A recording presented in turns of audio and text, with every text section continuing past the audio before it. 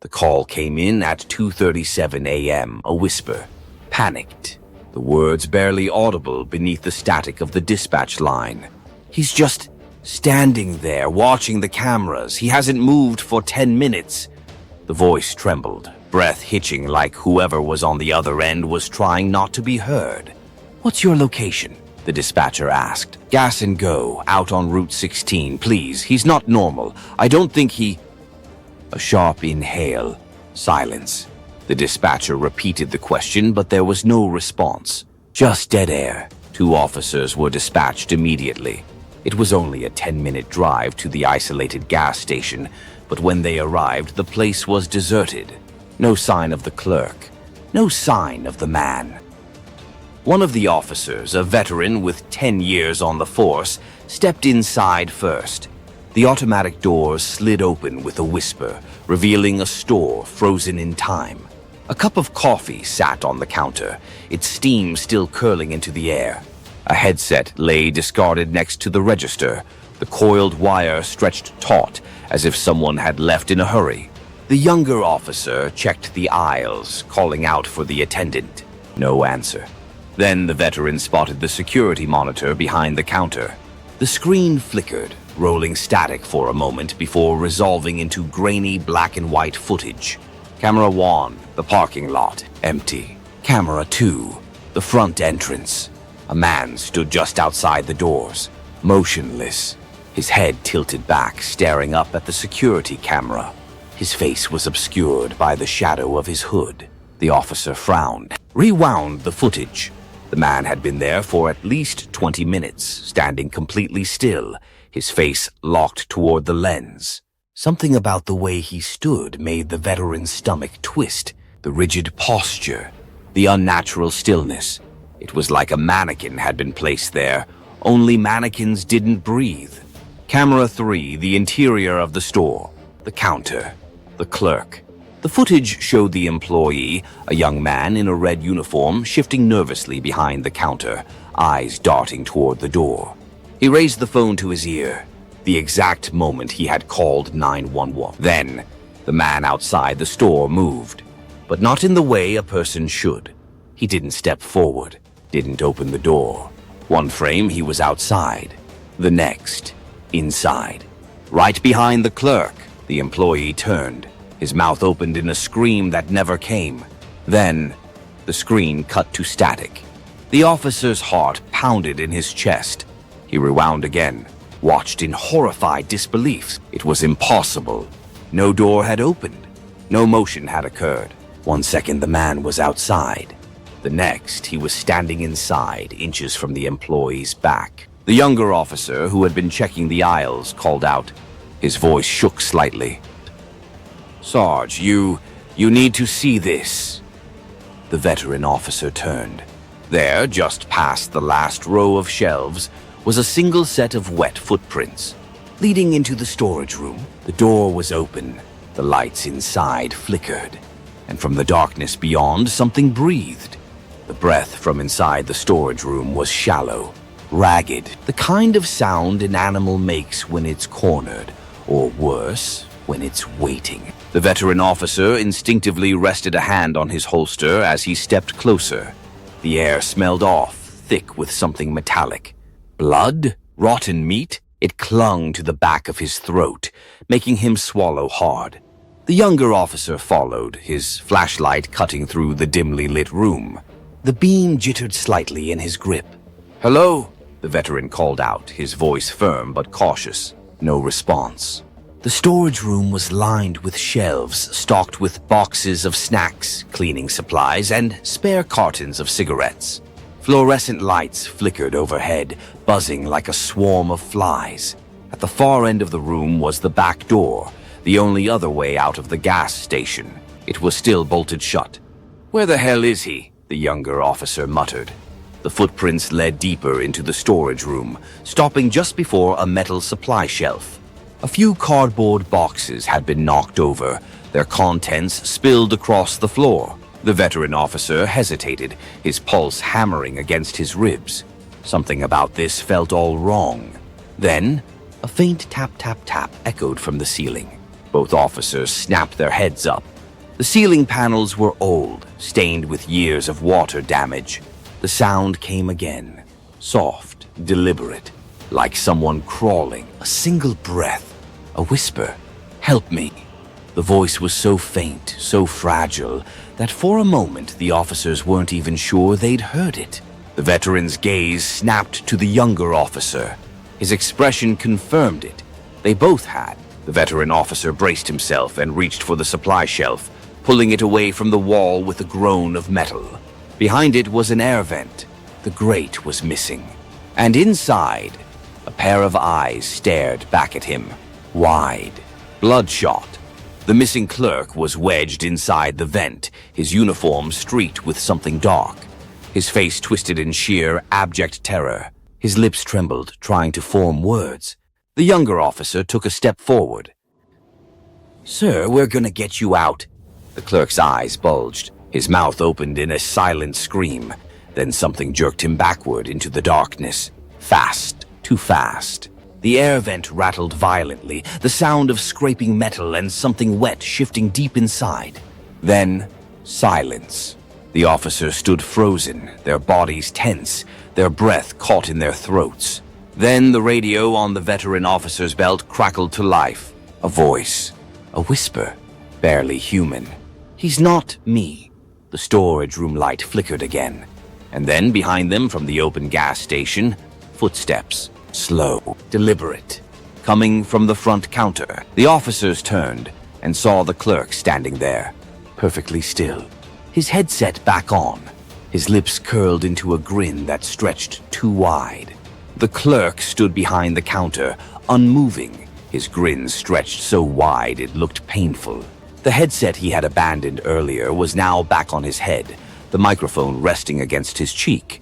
The veteran officer's stomach twisted. The thing in front of them looked like the missing clerk. Same uniform, same disheveled hair. But something was wrong. Terribly wrong. His skin was too smooth, too pale. His eyes, once filled with terror in the vent, were now blank. Black. Empty. The younger officer swallowed hard, his hand hovering near his weapon. "Sir," he stammered. The clerk didn't respond. He simply stood there, that impossibly wide grin never faltering. Then, click. The store's intercom crackled to life, filling the gas station with a low, distorted hum. The veteran officer tensed. Then the voice came, not from the clerk, but from the intercom itself. A perfect, trembling replica of the original clerk's voice. "Help me." The veteran's blood turned to ice. The younger officer swore under his breath, stepping backward toward the exit. Then the lights flickered, and the clerk moved, not walked, glitched. One frame, he was behind the counter. The next, he was right in front of them. The younger officer yelped, scrambling backward, nearly tripping over a fallen bag of chips. The veteran officer's instincts kicked in. His hand flew to his weapon, drawing it in one swift motion. "Don't move," he barked. The thing wearing the clerk's skin cocked its head. The bones in its neck made a wet, cracking sound. Then it mimicked him. "Don't move," it said in the officer's own voice. Perfect. Identical. The younger officer lost it. He yanked out his radio, pressing the call button with trembling fingers. "Dispatch, we need backup at Gas and Go now." The radio hissed with static. Then laughter. The exact same laughter the younger officer had let out just moments ago. Then, "Back up at Gas and Go now." His own voice parroted back at him. The veteran officer's pulse hammered in his ears. Then the thing took another step forward. Its lips peeled back, revealing too many teeth. "Get out," the veteran officer ordered, shoving his partner toward the exit. But the moment they moved, the clerk lunged. A blur of pale skin and gnarled fingers, reaching, stretching.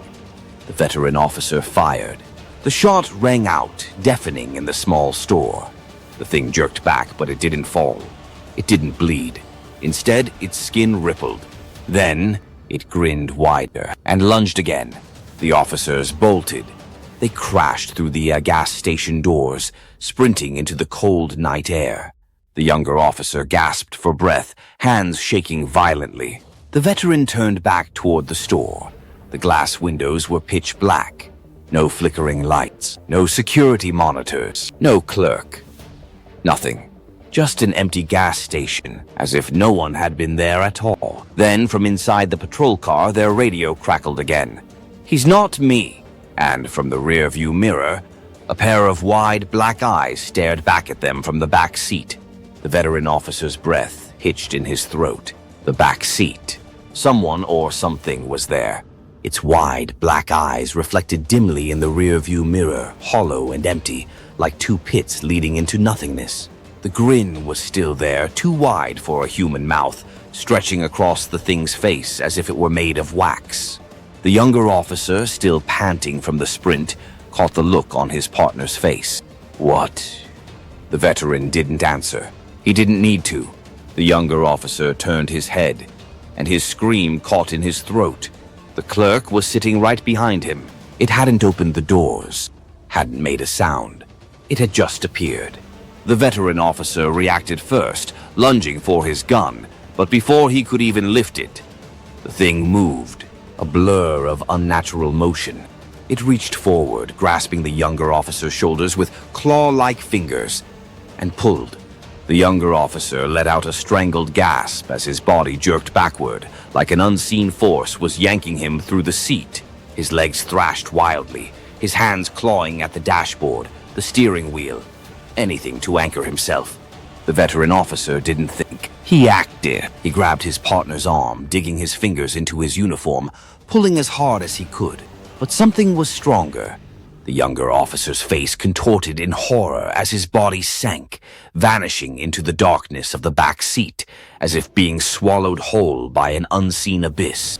His final scream was cut off, and then he was gone. The veteran officer stumbled back, chest heaving, his gun shaking in his grip. The back seat was empty, completely. No blood, no struggle, nothing. As if the younger officer had never been there at all. The veteran officer staggered away from the patrol car, his mind screaming at him to make sense of what he had just witnessed. His partner had been right there. He had him. And now there was only silence. Then a whisper. "He's not me." The veteran officer spun around.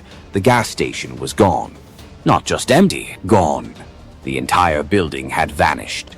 No flickering neon sign, no shattered glass doors. Just an open lot with cracked pavement and overgrown weeds, as if the gas station had never existed in the first place. The officer's breathing came in ragged gasps. His patrol car was still there, but it was different now. Dust-covered, rusted, as if it had been sitting abandoned for years. A guttural chill crept up his spine. Then, footsteps, slow, deliberate, coming from behind him. The officer turned and froze. His partner stood there, or at least something wearing his partner's uniform. Its head tilted at an unnatural angle. And then, it smiled and spoke in a voice that almost sounded like the partner he had just lost. "Back up at gas and go. Now!" The thing wearing his partner's face smiled wider, its lips splitting at the corners like an old mask stretched too tight. The voice, God, that voice was almost perfect. But the longer the veteran officer listened, the more he heard the cracks. The way the syllables hit just a fraction too late. The way the breath didn't quite match the words. "Back up at gas and go. Now." The veteran officer took a step back, his boots scraping against the cracked pavement. His heart pounded so hard it felt like it would burst from his chest. "What are you?" His own voice barely sounded like his own. The thing didn't answer. Instead, it took a slow, deliberate step forward. Then another. With every movement, its form seemed to glitch, as if reality itself was struggling to keep it contained. The officer raised his gun with a shaking hand. "Don't come any closer." The thing stopped. For a moment, there was only silence. Then, it laughed. Not like his partner, not like anything human. It was a layered sound, overlapping voices, static bleeding into the edges, something crawling behind it like nails, dragging on metal. Then, before the officer could react, it lunged, a flash of movement. The officer barely had time to fire before the thing was on him, knocking him to the ground with impossible force. His gun skidded across the pavement. Hands, cold, wrong, gripped his shoulders, pinning him down. He looked up, and his partner's face was gone.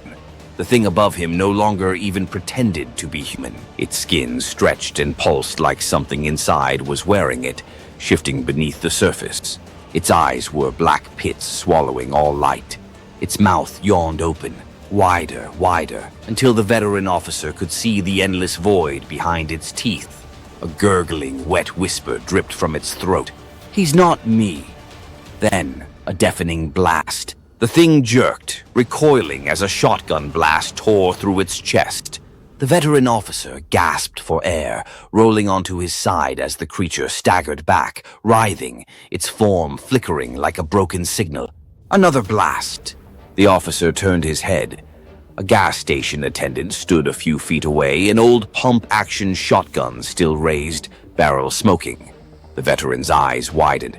It was the real clerk, the same terrified young man they had seen on the security footage, and he was very much alive. "Move!" the clerk shouted. The officer didn't hesitate. He scrambled to his feet as the creature let out a sound that wasn't quite a scream, wasn't quite anything from this world. Its body convulsed, flickering between shapes, between people as it staggered backward. For a moment, the veteran officer saw his own face staring back at him. Then, with a final distorted glitch, the thing vanished. The officer stood frozen, chest heaving, sweat pouring down his back. The gas station, the one that had been gone, erased from existence, was back. Neon lights flickered. The door was shattered from where he had burst through it earlier. It was all exactly how they had left it.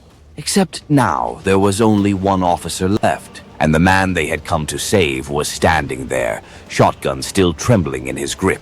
The veteran turned to him, still breathless. "What the hell was that?" The clerk swallowed hard, looking around as if to make sure the thing was really gone. Then, after a long moment, he whispered, "It called for help." The veteran's blood ran cold. "What?" The clerk's hands tightened around the shotgun.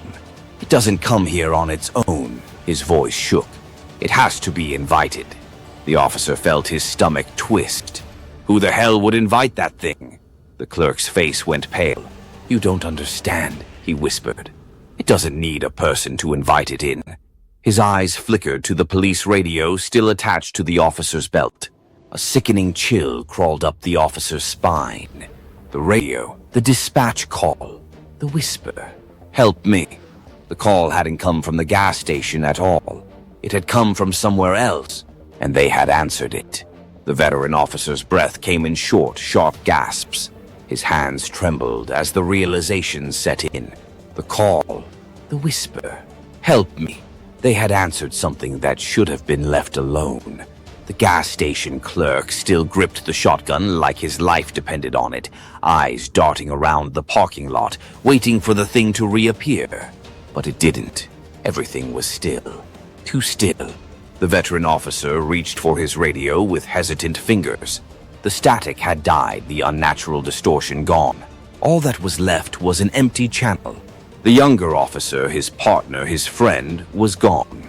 Just gone. Or was he? The veteran looked around, mind racing. The thing had been imitating voices, faces. But if it could steal something, could it give something back? His heart pounded. It was insane. But after everything he had seen tonight, he had to try. He pressed the call button on his radio, swallowing the lump in his throat. "Officer down," he rasped. "If anyone can hear me, bring him back." Silence. Then, the radio hissed. The veteran officer's breath hitched. A new voice emerged from the static. Weak, faint. "Sarge." His partner's voice. The veteran's knees nearly buckled. "Where are you?" I don't know. It's dark, but I hear you." The radio screeched. A horrific, distorted shriek that sent a jolt of pain through the officer's skull. And then, the air rippled. The ground beneath them lurched, the air turning thick, heavy, like gravity itself had shifted. The gas station lights flickered wildly, but not with the usual dull buzz. No, the lights bent, warping like reflections in water. The air crackled. Then, just a few feet away, a figure dropped onto the pavement, as if spat out from nowhere. A choked gasp filled the night air.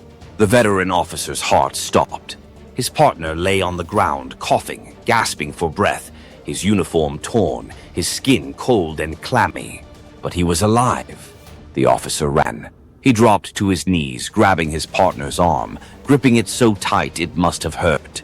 But the younger officer just stared at him, wide-eyed and shaken. But here, the gas station clerk took a step back, lowering the shotgun. The air settled. The neon sign buzzed normally again. The pavement felt real beneath their feet. It was over. The veteran officer exhaled sharply, gripping his partner's shoulder. "You're okay," he muttered. "You're okay." His partner blinked, still disoriented. Where did I? But the veteran officer shook his head. It didn't matter. They had won. Whatever it was, it had lost. The clerk looked between them, his eyes full of something the veteran hadn't seen before. "Hope. You sent it back," the clerk whispered. "It took him, but you took him back." The veteran officer didn't know how, didn't know why, but for the first time all night he felt the weight in his chest lift. His partner groaned, rubbing his temples. "Please tell me this was all some insane fever dream." The veteran let out a shaky laugh. "If it was, I don't ever want to wake up." The younger officer managed a smirk, wincing. "You look like hell, Sarge."